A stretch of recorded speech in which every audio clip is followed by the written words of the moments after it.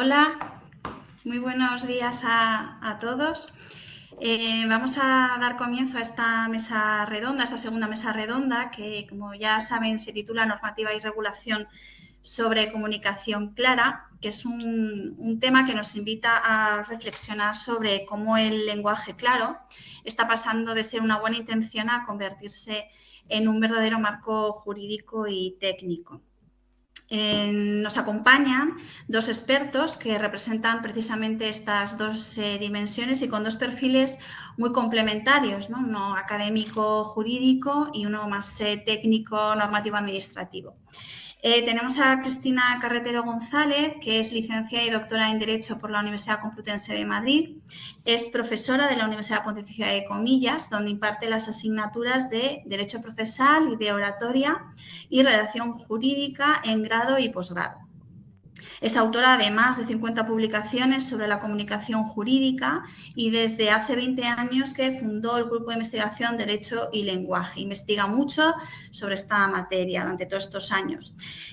Trabajó para la Comisión de Modernización del Lenguaje Jurídico del Ministerio de Justicia y ha sido asesora de la Comisión para la Claridad del Lenguaje Jurídico. Ha impartido formación a prácticamente todos los colectivos de juristas y a otros cuerpos relacionados pertenecientes a los poderes legislativo, ejecutivo y judicial sobre comunicación clara. Por otro lado, tenemos a Julio Carlos Fuentes, que es licenciado también y doctor en Derecho. Pertenece desde el año 1997 al Cuerpo Superior de Administradores Civiles del Estado. Cuenta con máster en Derecho Marítimo y una amplia trayectoria en distintos ministerios, especialmente en el ámbito normativo. Ha sido subdirector general de Política Legislativa y secretario general técnico en el Ministerio de Justicia y desde el año 2017 es subdirector general de Normativa Marítima y Cooperación Jurídica Internacional de Marina Mercante del Ministerio de Transportes y Movilidad Sostenible. Además, preside la Comisión de Normalización UNE sobre lenguaje claro. Pues con ellos vamos a comenzar con esta segunda mesa redonda. A continuación le voy a dar la palabra a Cristina Carretero, que va a hablarnos sobre la normativa y regulación sobre comunicación clara, aspectos jurídicos. Así que, Cristina, cuando tú quieras. Buenos días.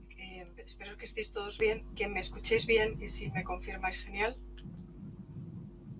Cristina, ¿no se te oye? ¿No? Yo oigo perfectamente a Cristina. ¿Sí? Se oye bien, un poquito bajito quizás. Sí, espera, me acerco el micro. No sé si Mercedes me puede oír, pero si me vais oyendo los demás... Cristina, yo no escucho. Ay. Sí, debe ser un problema de Mercedes. Se te oye bien. Vale. Bueno, la presentación se está viendo. Sí. Sí, también. Vale, fenomenal. Yo me acerco por si acaso más el micro y arreglado. Si no, pues me vais contando y vamos solucionando como podamos. Bueno, pues lo primero, se oye flojito. Es que aquí ya no sé cómo arreglar esto. Ayer, como hicimos la prueba, lo cuento un poco, hicimos la prueba y se escuchaba bien y esta mañana también, pues bueno, gritaré lo que haga falta. Lo primero, muchísimas gracias por la invitación, estupendo congreso y gracias a todas las entidades organizadoras, el súper trabajo que estáis haciendo. En nombre de todos, pues a Juanra y a Blas Ubiela, como con... Vale, gracias Blas. Se me van apareciendo ahí los flashes y voy viendo también cómo voy pudiendo. Bueno, no me voy a enrollar mucho más. Gracias a Julio, gracias a todos los que estáis en el público. Ya he visto unos cuantos amigos y me hace mucha ilusión. Me ha dicho Mercedes que preferís hacer preguntas o comentarios o que debatamos cualquier cosa. Genial, así que como esta presentación que pongo me han dicho también que es descargable, pues bueno, si no llegamos al final y nos quedamos a medias, ahí la tenéis y se puede comentar en cualquier cosa. Si no, me escribís, nos reunimos, lo que queráis, ¿vale? Bueno, pues paso a siguiente, que está aquí. Vale. Esto es simplemente la mesa, por si alguien no la tenía a mano, somos nosotros dos. Y estos son los 3 puntos que quería tocar aquí o a donde lleguemos. Los objetivos de base jurídica, recomendaciones de referencia y cómo hago yo para ayudarme para clarificar fundamentalmente textos, ayudándome de la IA generativa y IA jurídica en estos poquitos minutos. El primer punto de los 3, objetivos de la normativa relacionada con la temática. Mirad, hay muchísimos. Entonces, aunque haya personas de otros países, pues ya sabemos que en ámbito europeo la UE tiene su regulación jurídica sobre la temática del lenguaje claro, la OCDE también lo tienen y multitud de normas internacionales, pero no podíamos dedicarnos a hacer una clase sobre normativa internacional porque sería una absoluta locura. Entonces me ciño a cuestiones que aparecen, pongo Constitución española, pero según he ido viendo constituciones de otros países para echar un ojo, en realidad tenemos bastantes similitudes. Entonces veo fundamentalmente 2 bases jurídicas que se repiten en la mayoría de los países. Hablo generalmente de habla hispana, no tanto de los de tradición anglosajona, porque esos, la verdad, no he querido hacer un estudio comparativo para esta ocasión, sino los de habla hispana, y se repiten bastante 2 cuestiones. Derecho de información y derecho de participación los pongo ahí de manera extensa, es decir, por ejemplo, pensando en justicia, desde el acceso a la justicia hasta cómo vamos pasando los ciudadanos por la justicia hasta que tenemos una sentencia e incluso cómo podemos recurrir, cómo podemos obtener esas ejecuciones de sentencias, etc. ¿Qué ocurre? Que muchas veces no hay un párrafo concreto de regulación, pero desde la propia Constitución, que es lo que más valor tiene, sí que tenemos muchos aspectos relacionados, y si nos hablan de un derecho a la información, pero no tenemos una información expuesta de una manera comprensible por una mayoría, realmente el derecho de la información, y pasa lo mismo con el de participación, estarían incumpliéndose. Bueno, pues esas son las 2 bases que yo encuentro derivadas de Constitución española y de muchas constituciones de otros países. ¿De dónde partimos? Esto es en general conocido. En España tenemos una Carta de Derechos de los Ciudadanos ante la Justicia, se puede encontrar aquí, se puede encontrar tecleando desde Google en muchísimos sitios, pero ¿qué ocurre con esta carta, aunque sea importante? Bueno, pues el propio documento en el que se recoge, llamado carta, resulta que es algo que no tiene un valor directamente vinculante u obligatorio. Entonces, como punto de partida está muy bien, pero hasta que no se concrete en una norma que sí sea obligatoria, queda un poco a la voluntad de las personas, ya sea de administraciones o en caso de Poder Judicial, de cómo de bien hagan esa intervención, esa comunicación hacia las personas. Este que fue el punto de partida en España desde el año 2002, ya se nos dice ahí que tenemos derecho como ciudadanos dentro de la justicia. Bueno, voy a hacer primero una pequeña distinción que a lo mejor no es popular absolutamente para todo el mundo. Hablo de justicia y tenemos que diferenciar 2 cuestiones importantes. Tenemos 3 poderes: legislativo, ejecutivo y judicial. El ejecutivo es el gobierno y que opera a través de sus administraciones. En justicia se nos juntan 2 poderes: poder judicial, que son los jueces y magistrados, y toda la administración de justicia, que sirve al aparato de los jueces del Poder Judicial. Entonces, nos juntamos con Poder Judicial, repito, y con administración, ¿vale? Entonces, para que se entienda concretamente con un ejemplo, yo voy a resolver un problema ante los tribunales y a mí me van a atender los jueces, por un lado, pero quien hace posible que la sentencia llegue a mi casa y yo pueda recurrirla y presente ese recurso, ¿ante quién? Ante Administración de Justicia, ¿vale? Entonces todo el soporte para los jueces es administración. Por eso la trato especialmente aquí, ya que Julio después va a tratar el resto de las administraciones y aspectos más concretos de administración en general. Aquí en Administración de Justicia, en 2002 ya se nos decía esto de que tenemos derecho a que todas las comunicaciones que vayamos recibiendo sean en términos sencillos y comprensibles, y el punto 6 este de que en vistas y comparecencias es que cuando tú vayas a juicio te enteres de lo que está pasando. Vistas y comparecencias. Esto ya es de manera oral, ¿no? El punto 7 vuelve a ser escrito, igual que el punto 5, sentencias y demás resoluciones. El siguiente paso en España es Plan de Transparencia Judicial, en que se habla de la modernización del lenguaje jurídico y de una comisión que se pretende crear, ya estaba prevista en 2003, para que se estudie cómo es el lenguaje y la comunicación jurídica en nuestro país, con el fin de obtener una justicia que llaman comprensible. Voy hasta 2024, luego volveré a remedios que están entre medias, porque ha habido diferentes normas de diferente rango en leyes. Por ejemplo, estoy pensando en el derecho de las víctimas a que las comunicaciones con ellas sean de manera comprensible, personas con discapacidad intelectual y física, para aquello que aparece aquí después y vamos a leer la accesibilidad universal. Y quiero detenerme por el poquito tiempo en un artículo, o dos artículos mejor dicho, de una ley orgánica del derecho de defensa, que fundamentalmente fue una reivindicación de la abogacía y que habla de un derecho de información y luego de un derecho a un lenguaje claro en las actuaciones.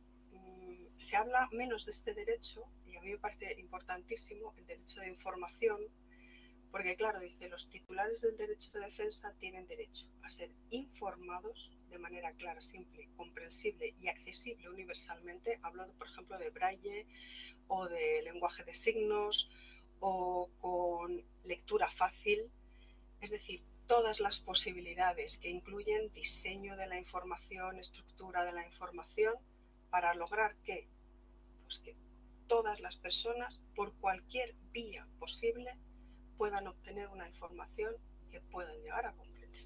Esto me parece básico.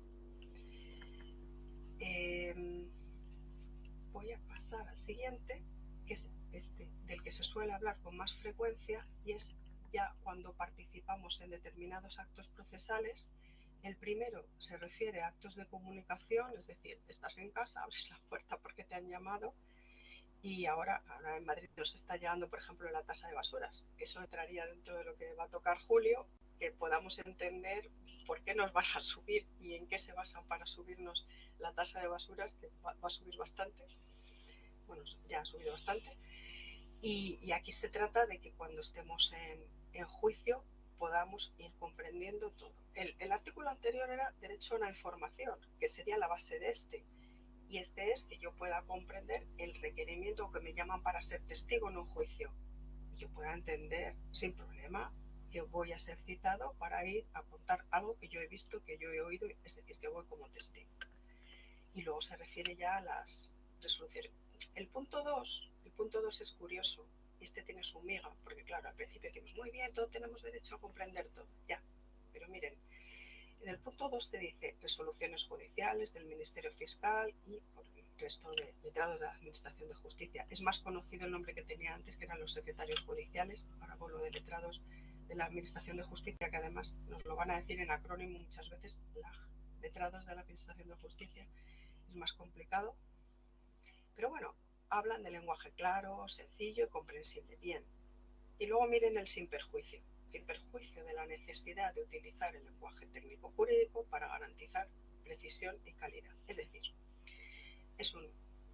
te doy comprensión, pero si lo necesitan van a utilizar lenguaje técnico para garantizar precisión y calidad de aquellas resoluciones.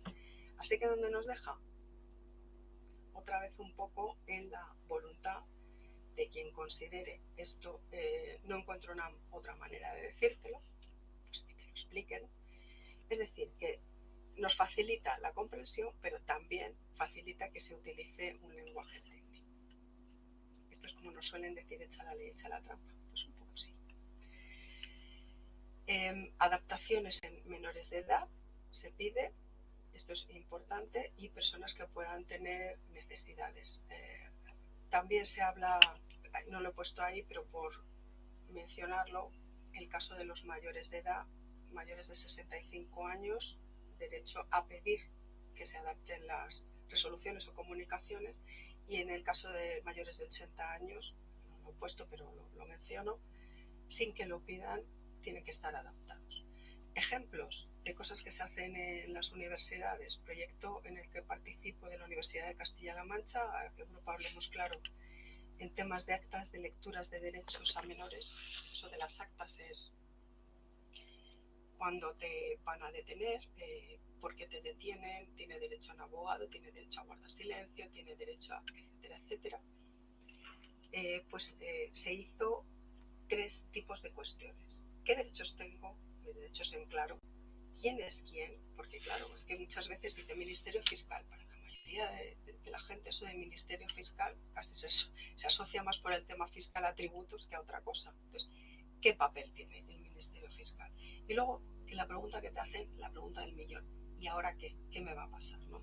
Entonces, bueno, pues hicimos texto, el típico texto adaptado a menores, versión cómic y versión vídeo. Aquí solo he puesto un texto de una forma un poquito, bastante más adaptada, pero conservando todo lo que tenía que conservar para evitar que se dijera que no se estaba informando bien a los menores. Hablo menores, personas de entre 14 y 18 años, lo he dicho, y un ejemplo de cómo se puede exponer vía cómic para que después cada uno utilice aquella versión que le vaya mejor. Hay gente que prefiere vídeo no lo voy a poner también por razones de tiempo.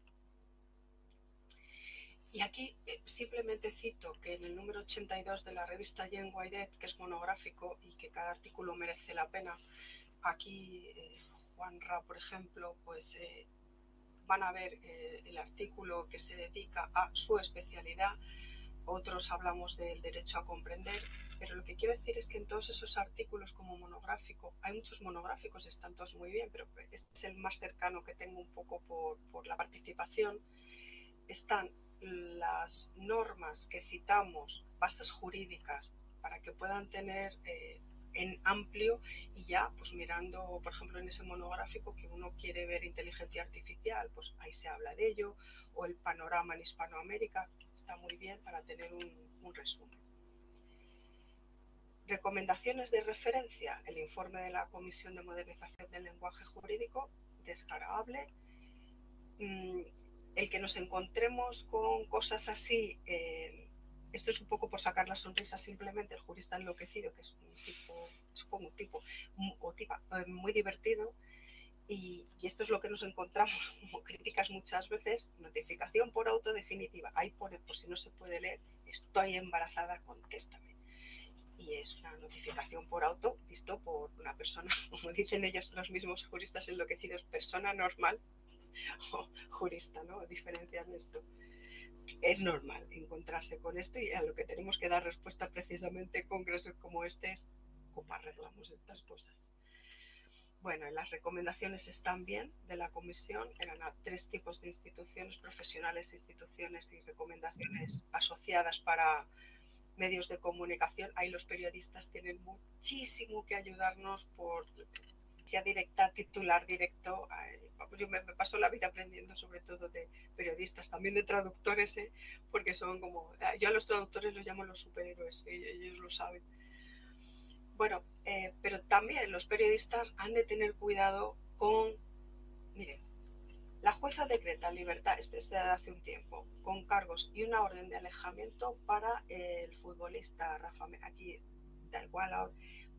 La jueza decreta libertad con cargos. Esto es de las películas americanas. En España tenemos libertad provisional y otras cosas, pero no tenemos libertad con cargos. Entonces, sí pediría a los periodistas un poquito de rigor y que más allá de poner frases que pertenecen a películas americanas, pues hombre, que miren lo que tenemos para no confundir más que nada. La claridad también implica rigor, ¿no? En lo que se dice. También descargable y con muy buenas recomendaciones en materia de justicia y administración de justicia, este libro de estilo, y más cercano en el tiempo, también descargable, la guía panhispánica de lenguaje claro y accesible, que toca justicia, pero toca sanidad, toca hasta religión, toca todo, ¿no? Sí, habla de los sermones. Bueno, ¿y cómo me suelo ayudar yo de cuestiones? Hay muchas y seguramente les hablarán de Artest y creo que aquí se habla de Clara, de Prodigioso. Bueno, hay muchas. Unas te ayudan a detectar fallos, otras te dan algunas mejoras para que tú, en cualquier caso, siempre te van a ayudar un montón a mejorar. Yo hablo un poco ya de la IA generativa y cuestiones que algunos de los que están aquí ya han visto que he puesto alguna vez. Justicia a mí es de mis favoritas. Es una herramienta gratuita que está siendo mejorada cada día, me resulta muy interesante y te deja, bueno, gratuita 3 consultas diarias, pero sobre todo tiene la virtud de que te da una versión de lo que tú preguntes, si la quieres, en versión profesional legal o en adulto o en adolescente o en niños. Entonces va cambiando el registro y la muestra, por ejemplo, yo le he pedido que me explique un párrafo de la ley de la renta y digo, explícamelo como un adulto. Entonces ya empieza cambiándome el registro con relación a si yo fuera jurista. Pues te explica esto. Dice, pues en resumen, gracias por empezar por un resumen. Y luego ya me va explicando lo que significa el rendimiento de capital mobiliario. Eso si no, lo que pensamos en muebles directamente, en la mesa o en la estantería, ¿no? Y no es eso. Entonces me lo tiene que explicar. Y luego le pido jerga adolescente. Y también empieza por el resumen, ¿vale? Y luego pues, los ejemplos están muy bien porque imagina que tienes un pequeño negocio, por ejemplo, que vendes bicicletas. No se considera o sí se considera que lo que sacas de vender y eso, bueno, te lo va explicando. La DGT, pues también no es la Dirección General de Tráfico, sino Dirección General de Impuestos, bueno, te va explicando qué es una retención, te lo explica, está bien. Y luego Justicio BOE, esto es una novedad, yo creo que de este año, que te presenta el boletín oficial del Estado de una manera también más accesible y más sencilla de comprender. Aquí, por ejemplo, he puesto una comunidad autónoma del País Vasco y te dice cuál es el objetivo de esta norma, qué modifica, cuáles son los puntos clave, o sea, para tener una idea de una norma, esas que suelen ser súper largas y farragosas, te va muy bien utilizar aquí el amigo Justicio BOE para ayudar y aclarar. Y ya está, o sea, a vuestra disposición, preguntas o lo que queráis. Muchas gracias, Cristina. Qué interesante precisamente lo que comentas, ¿no? El hecho de no usar un lenguaje claro, cómo al final no contribuye ni hace cumplir con el mandato constitucional del artículo 20 de la Constitución española, ¿no? El derecho a la información, porque al final el ciudadano no recibe esa información veraz. Qué bien. Pues doy la palabra ahora a Julio para que nos hable ahora de la normativa UNES de la Administración Pública y lenguaje claro. Cuando quieras, Julio. Pues buenas tardes, Mercedes, y muchas gracias a ti especialmente y a los organizadores, a Juanra, por invitarme, además con mi amiga Cristina, que es un placer siempre escucharla y aprender. Y voy a ver si consigo, a ver, no, esto no es compartir, a ver, ¿qué es lo que comparto? Aplicación pantalla, debe ser esto, ¿verdad? Ventana, aquí.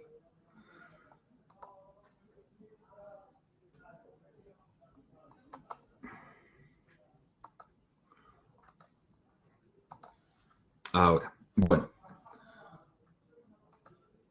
Creo que lo estaréis viendo, ¿verdad? La presentación.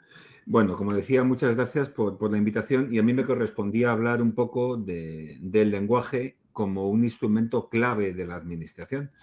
Y bueno, en este foro la verdad es que poco hay que insistir. Julio, disculpa, soy Fernando, soy de la organización. No sé si puedes poner la presentación en modo presentación, ahí abajo en el botón de abajo a la derecha para que se vea un poquito más grande. ¿Lo veis mejor así? Yo la tengo en modo presentación. Así. Ahí está. Ahora. Gracias. Vale, perfecto. A vosotros. Bueno, pues como decía, es difícil que una administración, como cualquier otra organización, cumpla sus fines si no utiliza un lenguaje adecuado a sus destinatarios. Esto es especialmente importante porque la administración, en lo que es la gestión de lo público, al final pues tiene mucha relevancia. Las normas se aprueban porque nacen normalmente en un órgano de la administración y ese documento, ese texto va elevando, va pasando trámites y llega o bien al gobierno o bien a las Cortes Generales que proceden a su aprobación.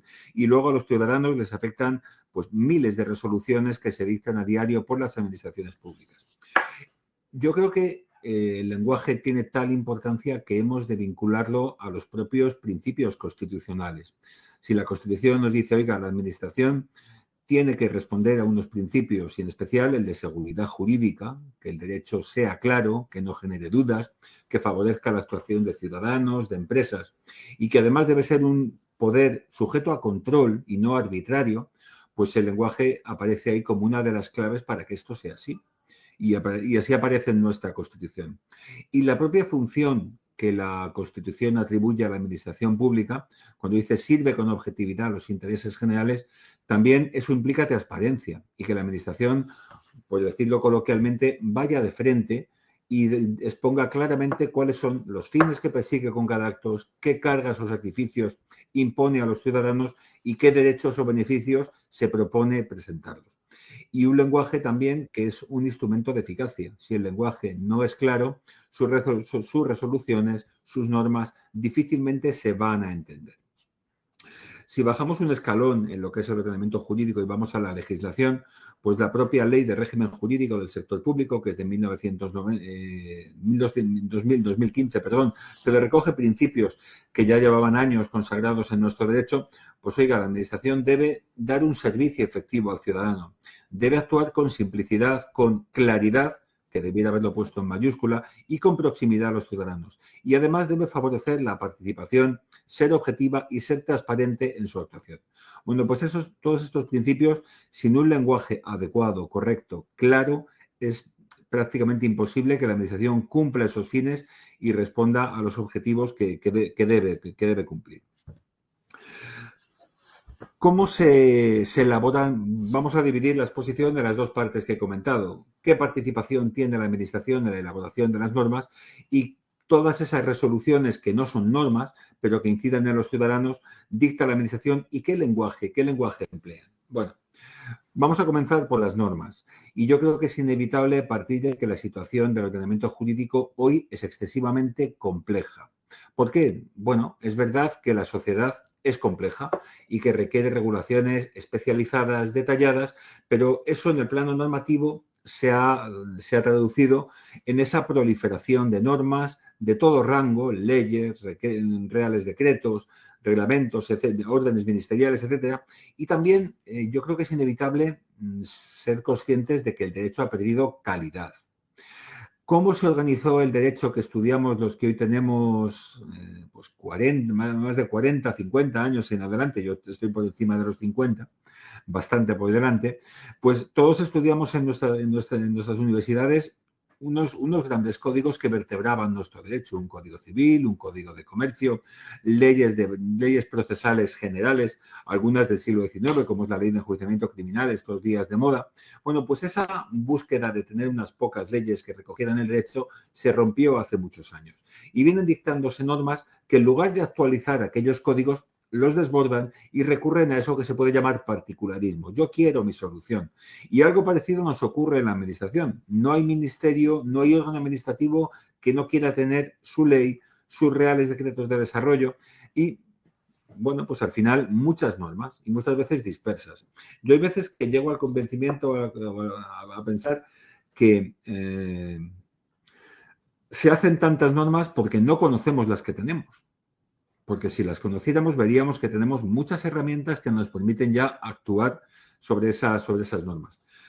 Yo, por ejemplo, os estoy hablando hoy desde La Coruña, donde tengo una reunión con los capitanes marítimos del Cantábrico, y era curioso hace un rato cuando algunos capitanes me decían, oye, esta regulación que tenemos del enrole de marineros es que hoy en día no hace falta. Tenemos ahí una regulación que es que con un teléfono ese marino va a gestionar lo que le estamos, toda la burocracia que le estamos echando encima con las normas y que da lugar a muchos problemas. Con lo cual, eso habría que repensarlo. Pero bueno, además de esta proliferación de normas que tendremos que ver algún día si son necesarias, también es verdad que en los últimos años ha habido una multiplicación de niveles normativos. A nivel internacional, los convenios proliferan, son importantes y tienen una incidencia práctica en el derecho interno de los Estados grande. Los países que somos miembros de la Unión Europea estamos sujetos a una organización que dicta normas constantemente y además ha ido creciendo a lo largo de los años en detalle, en particularismo también, incluso en ruptura de los moldes tradicionales de lo que era el derecho de los Estados. Y luego ya a nivel interno, pues también la aparición de las comunidades autónomas y el reconocimiento de autonomía de las entidades locales también ha supuesto que esas normas se multipliquen en exceso. ¿Somos conscientes de ese problema? Pues sí, los especialistas son conscientes de ese problema desde hace años. Y yo quería referirme brevemente a 3 técnicas a través de las cuales se trata de recuperar esta racionalidad del derecho. El primero, el más antiguo quizás y más formal, digamos el más académico también, es la técnica normativa, que englobaría una serie de aspectos que van desde cuestiones de estilo, de lenguaje, de sistemática, de estructura de las normas, de integración del derecho de las normas en el ordenamiento jurídico, incluso de la aplicación de cuestiones informáticas y tiene un reflejo claro. La técnica normativa, la Administración del Estado, tenemos unas directrices de técnica normativa del año 2005 que sustituyeron a las primeras del año 91. Bueno, pues estas directrices son muy buenas y nos dan muchas pistas que luego, sin embargo, se olvidan en el día a día. Luego, desde hace unos 25 años, también apareció unas técnicas Better Regulation, Smart Regulation, de un origen anglosajón y que buscaban sobre todo en crear un entorno jurídico, legal o normativo que fuera facilitador, propicio a la actividad económica, a la libertad de los ciudadanos. Suponía una revisión de cargas, de trabas, un derecho que debía ser participado, contar con los sectores y sujeto a evaluación. Vamos a ver enseguida algunas de las manifestaciones de esta Better Regulation en nuestro derecho. Y luego el último, y que yo creo que es el que tiene un enganche con el ciudadano más claro, es el que estáis tratando en estas jornadas, que es el de la comunicación jurídica clara. Y es pues, lo que ha explicado Cristina y lo que todos conocéis a estas alturas. ¿Por qué no se entiende mejor el derecho, las resoluciones? Se utiliza un lenguaje que no esté alejado del ciudadano. Se busca, en definitiva, que la comunicación sea eficiente, que el receptor de un mensaje lo entienda, lo pueda cumplir, bien para sujetarse a una obligación o bien para ejercitar un derecho. Bueno, pues estas 3 técnicas coexisten en la actualidad. Yo creo que no son incompatibles y tienen muchos puntos en común, pero su aplicación es donde fallamos. Tenemos también un procedimiento de elaboración de normas. Hay una ley del gobierno que nos dice, oiga, ¿usted quiere elaborar una norma? Pues lo primero que tiene que hacer es un trámite de consulta pública. Decirle a los ciudadanos, lo cual lo llevamos a cabo en las distintas páginas web de los ministerios, qué es lo que quiere regular, qué problemas detecta y qué posibles alternativas. Y dar un plazo de 15 días, 20 días a los ciudadanos para que expongan lo que estimen. Este trámite, si me preguntan por su evolución, hace 5 años hubiera dicho que no sirve para nada. Pero por lo menos en lo que yo trabajo, cada vez son más los ciudadanos, los sectores que participan en este trámite y ya dan su opinión, ya se posicionan.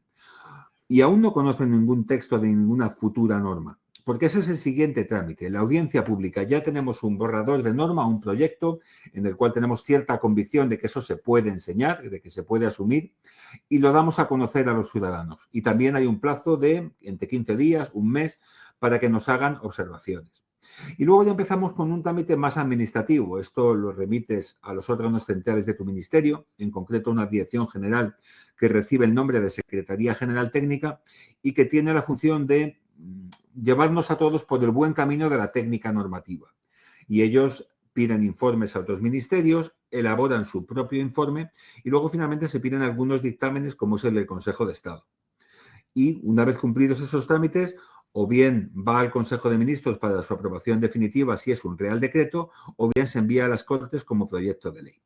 Tenemos también una ley de procedimiento administrativo común de las administraciones públicas, que os he puesto el acrónimo ahí, donde aparecen unos principios de buena regulación. Oiga, la norma debe responder a un principio de necesidad y de eficacia. ¿Qué interés público trata usted de atender? ¿Qué necesidades quiere resolver? Responder a un principio de proporcionalidad. No imponga cargas ni se exceda en los medios para el fin que quiere conseguir. Debe dar seguridad jurídica, certidumbre del derecho, integración con otras normas. Debe buscar transparencia. Los ciudadanos deben haber tenido la posibilidad de actuar a lo largo de ese procedimiento. Y eficiencia que se refleja también en que no se impongan cargas a los ciudadanos.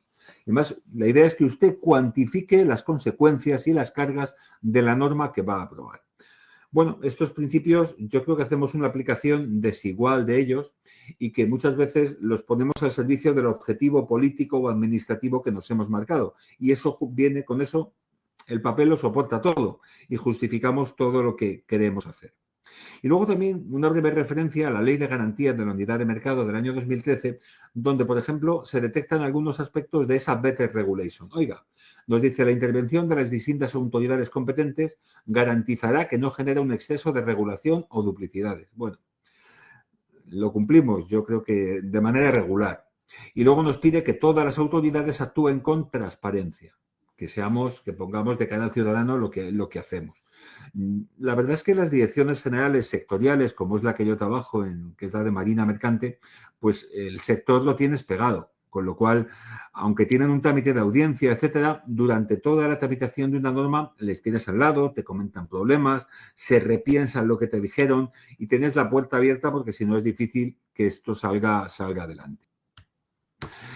Algunos aspectos prácticos que yo destacaría y que habría que mejorar para que las normas salieran mejor.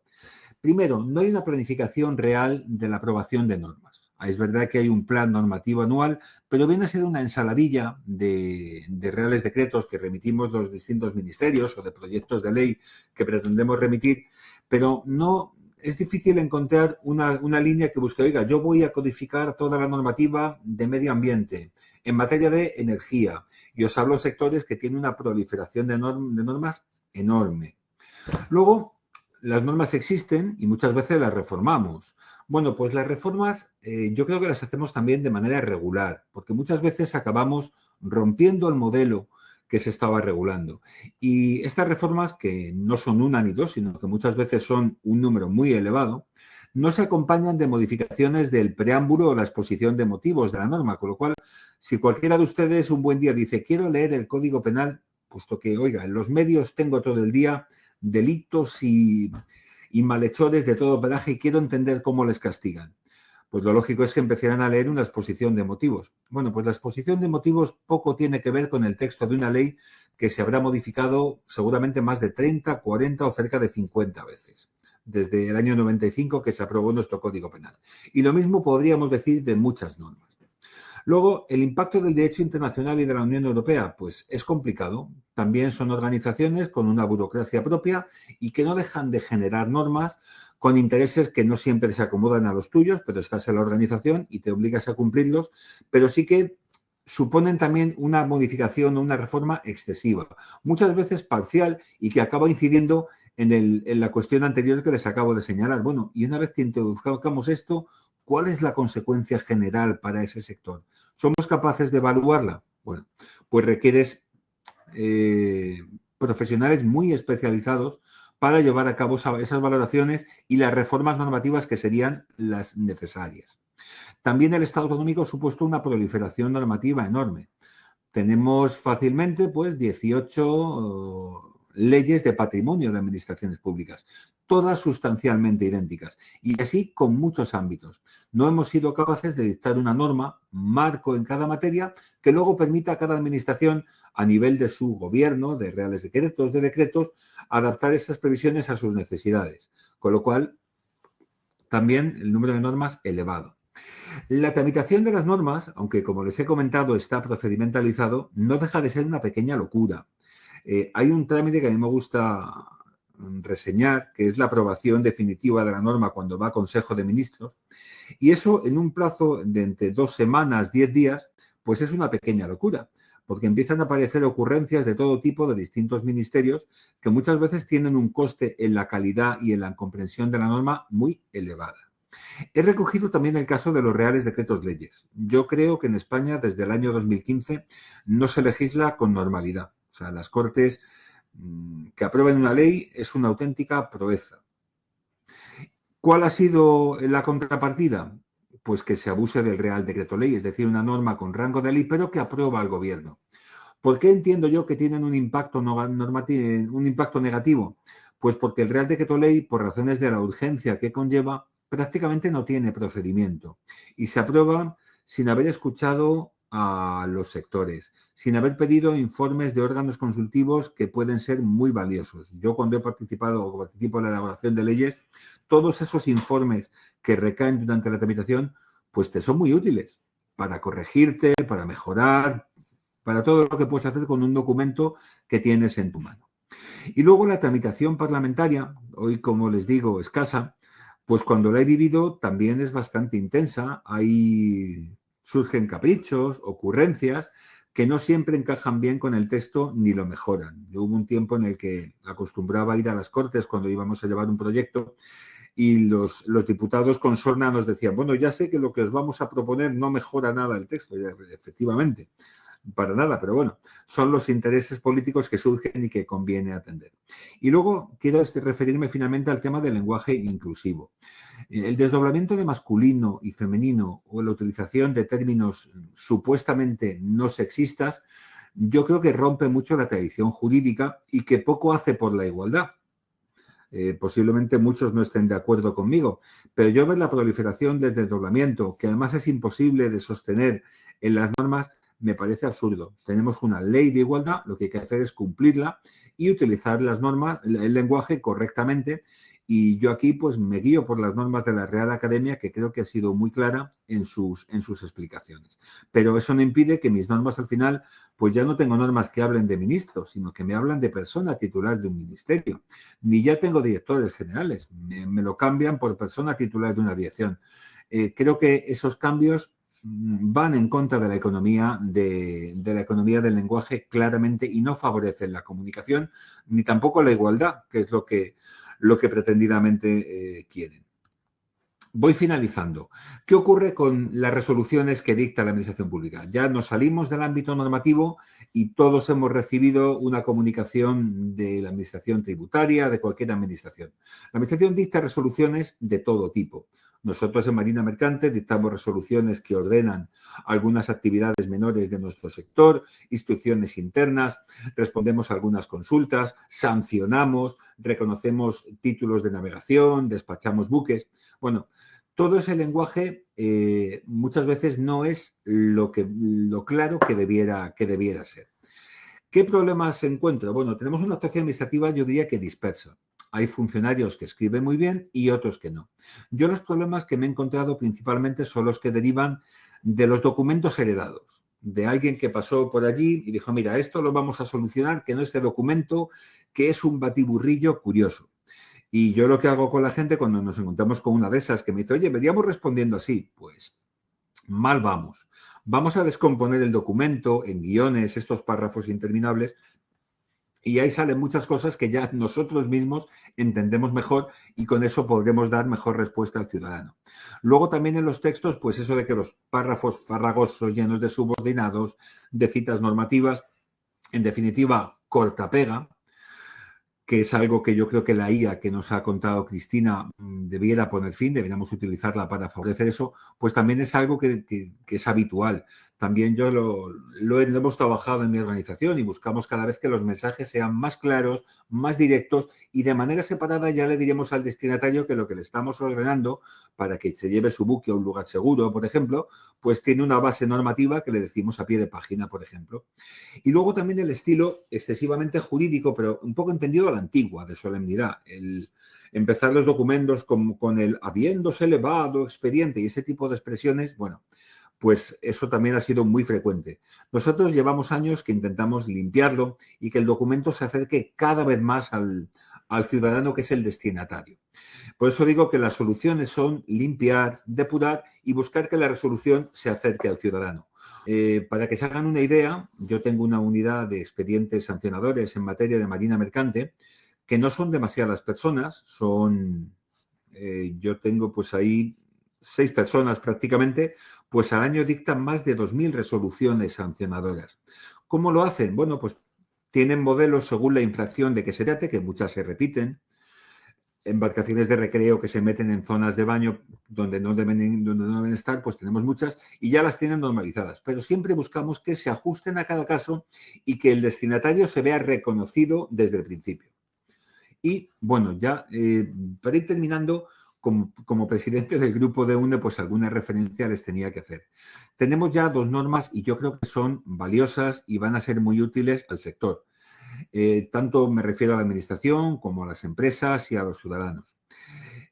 Es verdad que hay que perseguirlo porque, como les decía, en la administración tenemos directrices de técnica normativa, lo hay en organismos internacionales como la Unión Europea, pero luego el cumplimiento no es tan sencillo.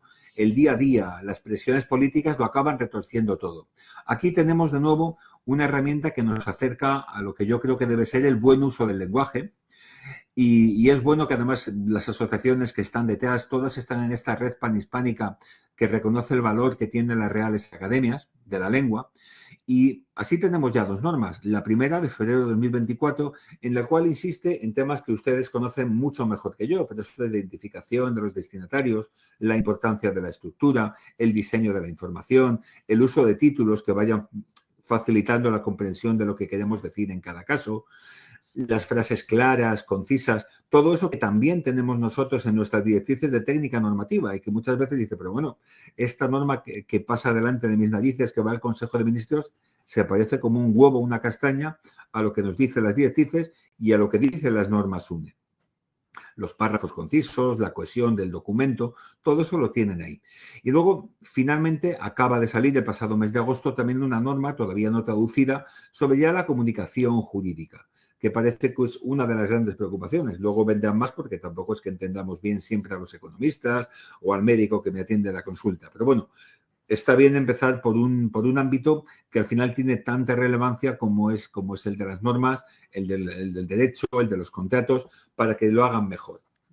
Y aquí lo que hace es llevar esas normas generales al ámbito jurídico y, sobre todo, enfocar esos principios rectores, la relevancia de la información, la localización, que puedas encontrar lo que quieres, la comprensión de los documentos y la utilización, que se puede utilizar la información, pues lo lleva a los documentos jurídicos, a esa colaboración de los juristas, no solo con los destinatarios, sino con expertos en lenguaje, que se acompañen documentos, resúmenes, ojo con el uso mecánico de plantillas, el principio de la localización, introducciones breves, minimizar referencias externas, numeraciones claras, la comprensibilidad, donde vamos directamente ya a qué términos me está utilizando la ley. ¿Está utilizando el más comprensible o el menos? Ahí, por ejemplo, estos días repasaba unos documentos que ya ha aprobado 2, un ESPA, uno en 2000, que es la Asociación de las Entidades Aseguradoras, uno en el 18 y otro más reciente en el 24,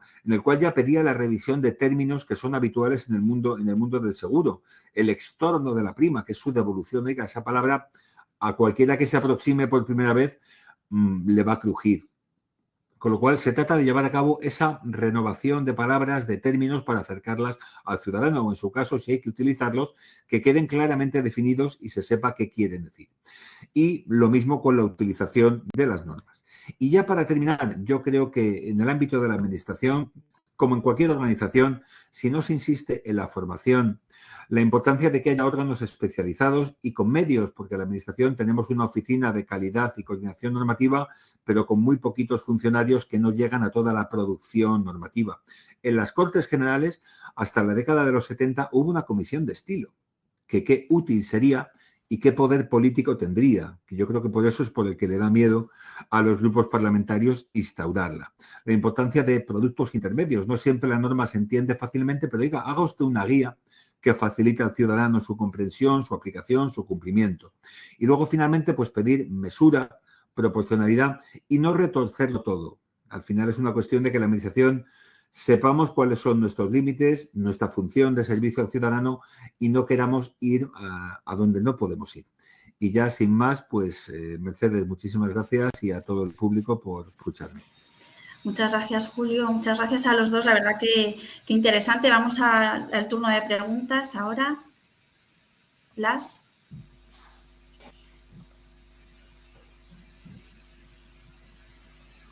Todo está perfectamente confuso. Blas, ¿querías preguntar algo? Sí, hola y muchas gracias Mercedes, muchas gracias Cristina, muchas gracias Julio. Yo no puedo evitar este tema, me lleva loco. Me ha gustado mucho lo que nos ha contado Julio sobre el desarrollo de normativa. Quiero ser rápido, pero es que, claro, está muy bien que en el desarrollo de leyes esté el trámite de audiencia.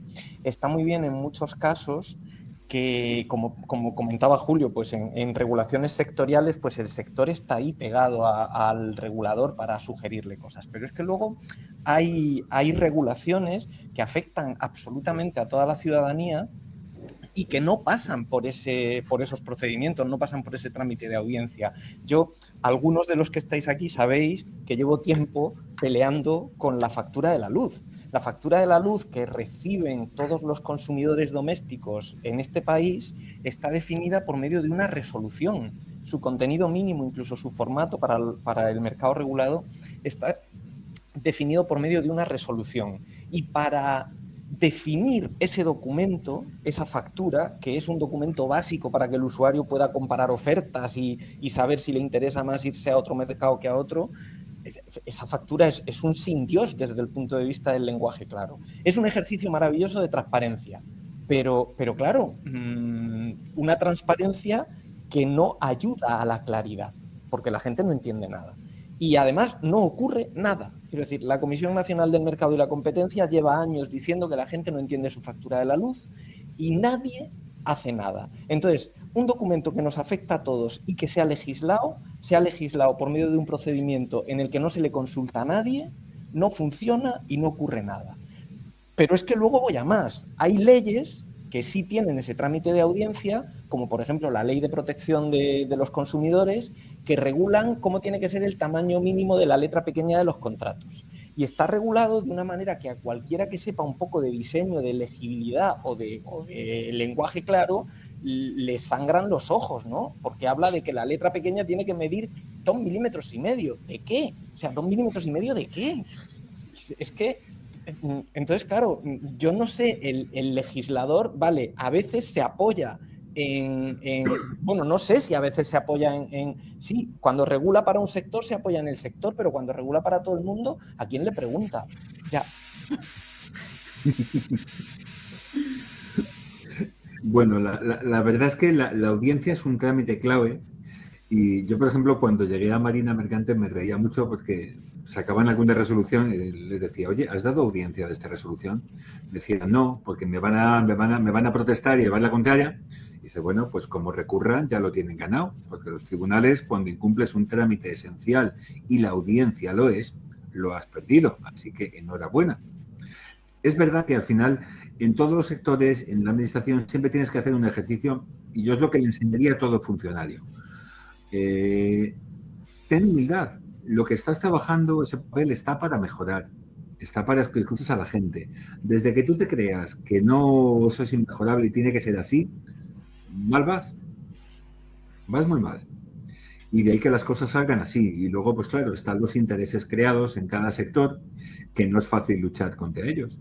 Y como ha dicho Blas, al final el tema pasa por la administración, pasa por unas Cortes Generales y no pasa nada. Bien, no sé, Cristina. Nos quedan los tribunales. No sé, Cristina, si quieres añadir algo. Tenemos otra pregunta también. Carmen. Te puedo decir mi propia experiencia personal porque en la última norma en la que he participado proponiendo con un conjunto de personas, un grupo de mayores que hemos participado en el reglamento futuro, esperemos, ya tenía que haber salido, pero bueno, de accesibilidad universal. Ahí pues lo que se comentaba, a ver en qué nos hacen caso. Puede Julio decir en qué se nos hace caso, porque nosotros presentamos con el grupo pues más unos 17, 18 folios con sugerencias. Imaginad lo que cabe ahí. Esperanzas, pues hombre, dicen que es lo último que se pierde. Y yo soy una optimista vital. También realista en el sentido de con que nos hicieran caso un 10% estaría bien. No lo sé. Pero, Cristina, es que la administración a una norma de otro ministerio haces objeciones y tampoco te hacen caso. Pobrecitos. Así estamos. O sea, que es que no puede. Ya. A ver, Carmen de Cuco, ¿querías preguntar? ¿Sí?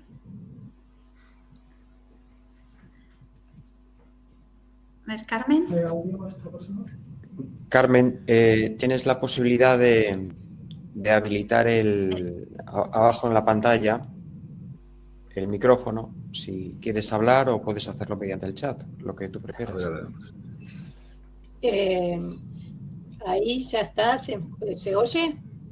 Perfecto. Quería preguntarle a Cristina sobre cuál le parece que puede ser el impacto de que abogados que están empezando o estudiantes de derecho usen la inteligencia artificial para aclarar textos, cuando evidentemente no tienen mucha formación en textos claros. La bibliografía que a veces leen en la facultad tampoco es clara, y si la inteligencia artificial toma los datos que tenemos y cómo escriben esos estudiantes o los apuntes que consultan, ¿cómo puede impactar esto, ¿no?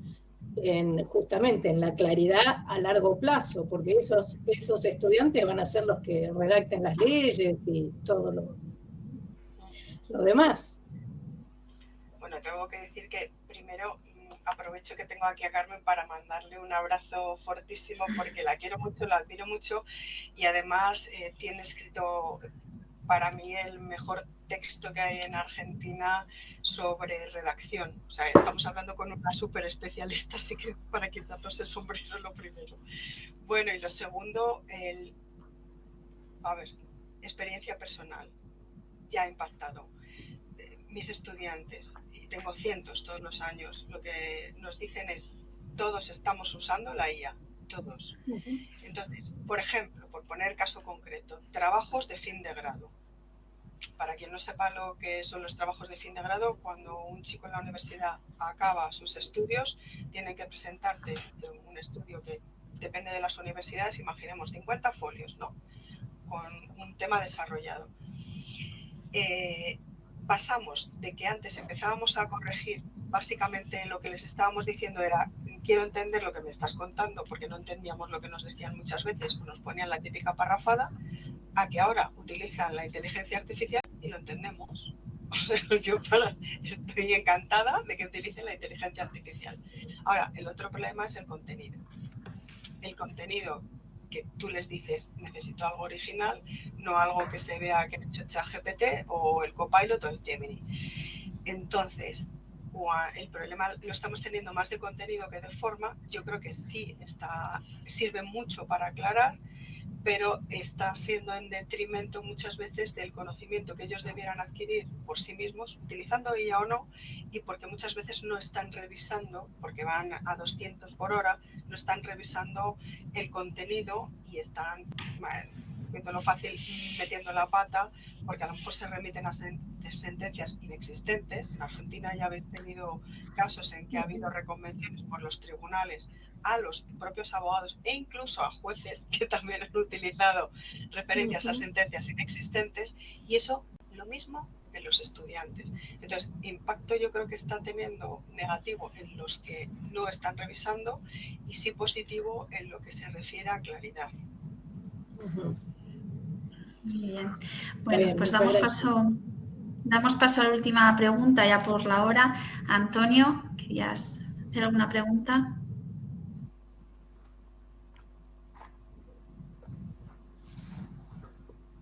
Antonio,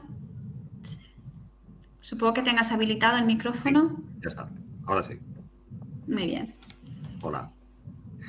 Hola, pues nada, lo primero, muchísimas gracias Cristina y Julio, es un gustazo escucharos como siempre. Por supuesto me ha fascinado, Cristina, la comunicación por auto, la citación por auto, eso es impresionante. Quería haceros una pregunta. Viendo todo el recorrido que hemos tenido a lo largo de todos estos años y los que hemos estado siguiendo de cerca el lenguaje claro, como dices, Cristina, no hay que perder la esperanza, pero yo creo que sí, ¿no? Yo creo que sí que hay una esperanza. Creo que todas estas pequeñas gotas van formando una marea. Yo creo que sí que estamos en un momento óptimo del lenguaje claro y que puede que dentro de 10 años nos sorprenda, ¿no? Que cómo lo hacíamos antes. No estamos tan mal, quiero preguntar, ¿es eso? ¿Estamos mal? ¿Está bien? ¿Es todo un brindis al sol o pensáis que sí que se está materializando, sí que está habiendo un cambio? Bueno, yo primero quiero dar otro abrazo aquí, es que parece que estamos en familia, pero es que estamos en familia. Antonio Martín de Cálamo y Cran, que nos ilustra todas las semanas con su radar de lenguaje claro, está preguntando, pero es otro súper especialista y yo creo que se puede responder a sí mismo porque sabe perfectamente cómo está el panorama.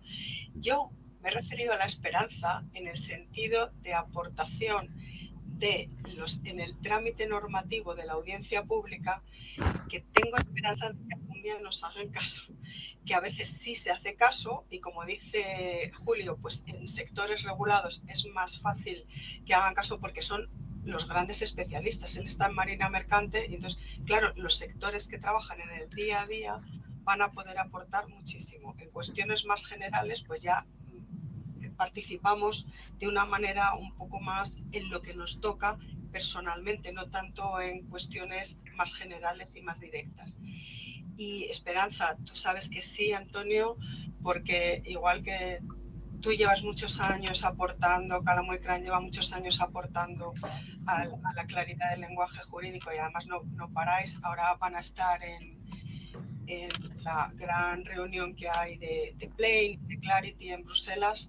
Yo creo que ha avanzado muchísimo y yo soy de las abuelas cebolletas en esto, llevo 20 años, pero Antonio debe llevar poco más o menos y desde siempre su trabajo lo que ha procurado es enseñar clarificando. Entonces, tú y yo hemos visto, cualquiera que lleve tiempo, hemos visto una progresión grandísima. Sí, ¿verdad? Lo que no podemos pensar es, a lo mejor, siempre nos vemos en grupo de participantes, fans de este tema y que vemos lo bueno, pero no dejamos de ser una pequeña burbuja en todo el mundo de redacciones, de exposiciones orales. Entonces, que no se nos suba un poco a la cabeza pensar que es que lo tenemos todo medio hecho, porque no. Pero la progresión está siendo grandísima y, por ejemplo, el hecho de que se participe desde el periodismo, el hecho de que se hable del diseño legal, no me gusta mucho emplear lo del legal text, por emplear un poco las palabras en español, ¿no? El diseño, el que haya una imagen, el que haya un emoji, lo que sea, cualquier cosa que ayude a la comprensión es bienvenida y que cada vez vemos más luces porque cada vez transversalmente se aporta desde otras disciplinas. Y eso nos va para arriba como un cohete. Muy bien. Gracias. Maravilloso. Bueno, dije la última pregunta, pero he visto ahí que Juan Ramón dice que tiene ganas de preguntar. Vamos, última pregunta, ahora sí. Juanra. Bueno, pues gracias y perdón por abusar. Yo le quería preguntar bueno, en primer lugar quería agradeceros muchísimo a los dos que hayáis aceptado la invitación desde el Congreso y de manera tan rápida y tan generosa. Y en segundo lugar quería preguntarle a Julio si igual que existen mecanismos, se empleen más o no, o a veces se salten por parte de la Administración, de audiencia pública o de posibilidad de intervención por parte de la ciudadanía. No sé si me sabe decir si en las normas ISO, cuando se fraguan, hay también algún proceso de participación, porque yo lo desconozco, o sea, mi aterrizaje acerca del mundo normativo de las normas de calidad y demás, pues es escaso. Entonces, eso por un lado, porque yo creo que sería muy interesante, viendo cómo las normas que vienen y que entiendo que se están preparando ya, pues conocer un poco mejor este proceso. De la misma manera también quería preguntarle si, pues cuál es el papel de UNE ISO en este tema también, porque entiendo que no es únicamente una mera traducción de las normas ISO, pero si nos lo puede aclarar se lo agradecería mucho. Sí, claro que sí, Juanra, muchas gracias. Bueno, no soy el único que participa en esto. Antonio, por ejemplo, está también en este grupo. ¿Cómo participamos? Bueno, sabes que está la Organización Internacional ISO de estandarización y tienen pues brazos o organismos nacionales, que en nuestro caso es UNE. UNE cogió el guante del tema del lenguaje claro. Contamos con una secretaría, digamos con una infraestructura específica donde está una Marta, que la verdad es que es fantástica y es la que lleva el gran peso del trabajo. ¿Qué estamos haciendo a día de hoy? Básicamente vamos a remolque de ISO. ISO es la que va por delante y presenta las normas generales que se someten a audiencias de los distintos organismos nacionales. Y es ahí los participantes en cada organismo nacional, en UNE, quienes van. ¿Quiénes vais a encontrar en UNE? Yo tengo un grupo, yo creo que muy variado, de personas que vienen, o bien son profesionales que se han querido involucrar, o bien universidades, o bien colegios profesionales, hay incluso despachos profesionales, hay alguna consultora, en fin, de alguna forma está abierto, pero sí que hay unos requisitos de entrada que suponen una aportación económica para el sostenimiento de UNE. Y en ese grupo pues aparecen los documentos, se abren plazos de enmiendas o de observaciones, las vamos discutiendo internamente y la gente la verdad es que es muy activa, cuando aparece un documento enseguida aparecen observaciones, recomendaciones, sugerencias y se intenta enriquecer. Lo que ocurre es que en principio eso se tiene que defender luego en ISO, para que se apruebe esa norma general que luego se traduce. Y en la traducción tenemos la confianza de que podremos introducir alguna especialidad que permita acomodarse a lo que nosotros creemos que va mejor en España. Y bueno, por ahora sabéis que está la norma general que os he comentado, ya ha salido la del lenguaje jurídico que se tiene que traducir y vendrán más, vendrá el lenguaje médico, etcétera. Y es como se viene trabajando en el marco de ISO y de UNE a nivel nacional.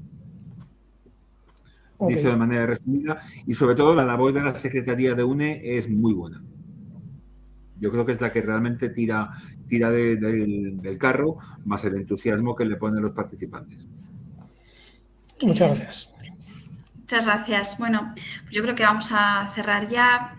Daros muchísimas gracias a... Sí, Cristina. Veo que Irema ya compartió, si es que Irema es la más rápida del universo. Ya compartió lo de la foto que preguntaba, y Marcelo, que preguntaba si deberíamos capacitar a los asesores políticos. Yo creo que desde luego. Otra cosa es que luego nos quieran decir verdades y tal, pero la capacitación para todos, y además capacitación continua. Yo sigo atendiendo, a todo lo que puedo para seguir pues escuchándoos, ya digo, sobre todo transversalmente a filólogos, a periodistas, a traductores, porque nos aportamos entre todos. Y no capacitar sería cierta soberbia también, decir, ya me lo sé todo, qué suerte. Algunos no nacemos aprendidos, pero sí, muchas gracias.